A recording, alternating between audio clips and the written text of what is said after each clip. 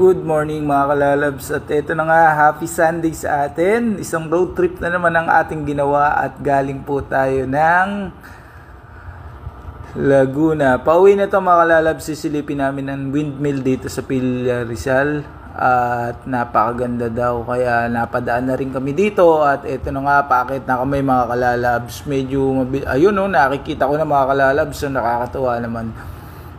Kaso hindi siya ngayon gumagana kalalabs, para under maintenance siya. Pero maganda sana sa next time na pasyal natin dito ay makita natin tong umiikot mga kalalabs.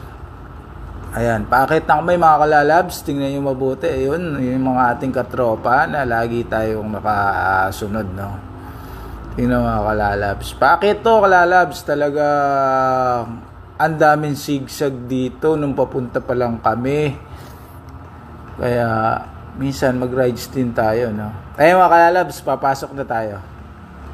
Ayan na mga kalalabs, papasok na. Yun, nakita natin mga kalalabs, di ba? Tingnan natin. Ayun na ang windmill mga kalalabs. So mga kalalabs, kita rin dyan yung Laguna Lake, yung lawa dyan mga kalalabs, pagpunta ng taas dyan, ano, sa viewing.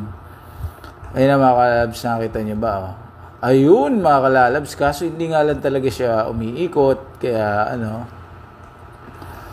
o diba? Ang ganda mga kalalabs, talagang ano. Kaso hanggang dito muna mga kalalabs, at hinto kami, magtatanong nga pala kami dito. Ayan, punta muna kami dito. Yun ang pinaka ano mga kalalabs. Ayan nga mga kalalabs. May entrance nga pala dito ko kalalabs, per motor ay 100 para sa viewing. Makikita mo talaga yung kabuuan ng Laguna Lake sa taas. Hanggang dito lang mga kalalabs, abangan nyo pa ang iba nating uploads. Thank you and happy ride sa ating lahat. Keep safe.